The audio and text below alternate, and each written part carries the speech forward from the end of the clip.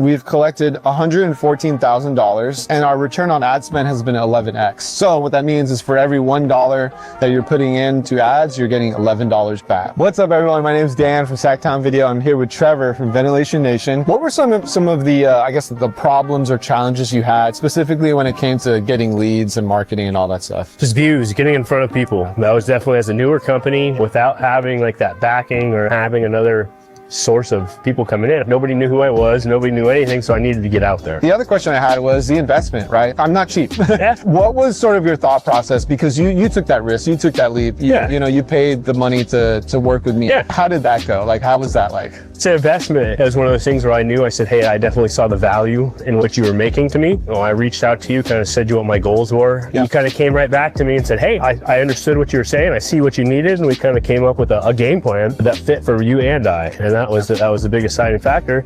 And we just went all in. Let's transition to that. And to date, we've got 14 closed clients. We've collected $114,000 and our return on ad spend has been 11x. So what that means is for every $1 that you're putting into ads, you're getting $11 back. That's pretty good, not bad. Especially the $114,000 cash collected. You are seeing results with the strategy that we have in place. Yeah, absolutely. When we first started, the strategy that we had wasn't really working. We had to make some changes. Yeah. Talk about that. It doesn't matter how it gets done, it's what the results that matter. That's the biggest thing. And when we started putting on some ads and stuff, we realized right away, some things work and some things don't. Yeah. So quickly we went through and we tailored everything right to what was working. Well, I want to give everyone some context too. For you, what wasn't working and what did we end up fixing? I mean, we came in with a really high quality video that it just seemed like it was kind of maybe over the top, that it just didn't perform too well. Now that we have these kind of flashier, quicker ads in everybody's face, it seems like that's what draws everybody's attention. And we found out that's what's working for us. We're always going to pivot to whatever's working.